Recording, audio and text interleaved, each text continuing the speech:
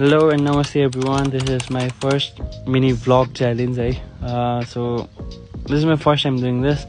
म बिहान उठे 7:30 तिर साइक्लिङ गए, कभर्ड 8 किलोमिटर जति कभर गरे, घर आए, युकीसँग एकछिन बसेँ हैन। त्यसपछि वर्कआउट गर्दै थिएँ।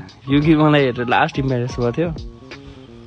आई डोन्ट नो के गर्न खोजिरहेको थियो भनेर भइरहेको थियो। त्यसपछि मैले आफ्नो वेट नाप्नु, म लास्ट मोटा थिएँ यो लास्ट 2-3 मन्थ्समा। सो आम 88.1 किलोग्राम्स है, लास्ट मोटे छु म। त्यसपछि म फ्रेस भएँ, गाडी निकालेँ।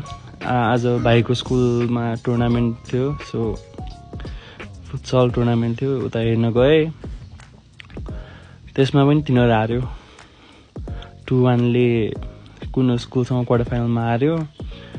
त्यसपछि एउटा हारेपछि एउटा टिम मिटिङ, समीर गुरु हाम्रो गुरुले पुरा कराउँदै थियो, सौरभ गुरु, समीर गुरु। त्यसपछि मेरो कजन अस्ट्रेलियाबाट आएको थियो, अनि त्यही हो, लन्च गर्न गयो।